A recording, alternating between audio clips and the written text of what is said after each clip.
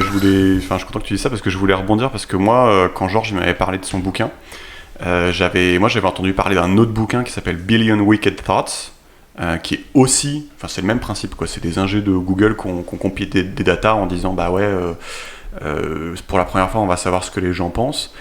J'ai pas lu le bouquin mais j'avais vu des TED ou des trucs comme ça et j'avais pris quelques notes et il y avait pas mal de trucs qui m'avaient fait marrer et notamment le gars disait que c'était pour la première fois parce que lui il avait compilé aussi les datas Pornhub par exemple et il disait bah, pour la première fois on arrive vraiment à voir très très bien la différence entre ce que recherchent les femmes et les hommes.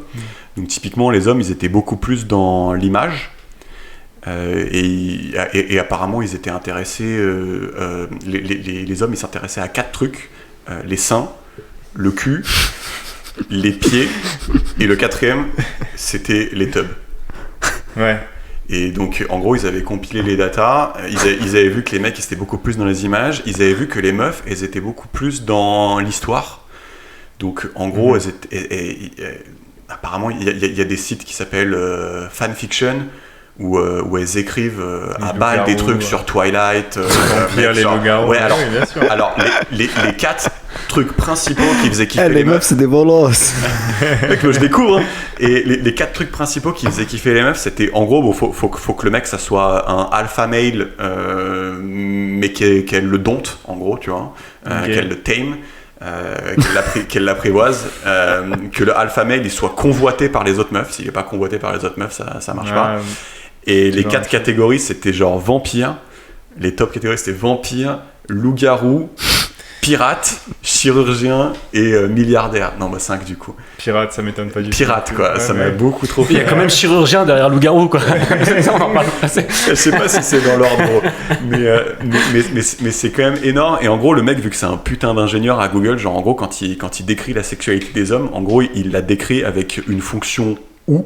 Tu vois, c'est-à-dire qu'en gros, tu peux exciter un homme avec ça, ou ça, ou ça, ou ça, ou ça, tu vois. Genre, c'est l'ingé qui parle, tu vois, qui fait du code.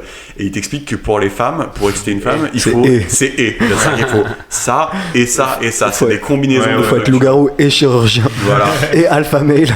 Non, mais c'est ça. Et en gros, son explication, après, elle vaut ce qu'elle vaut. C'est nous, on est basique, nous, on a besoin d'un truc et on kiffe. Il dit que...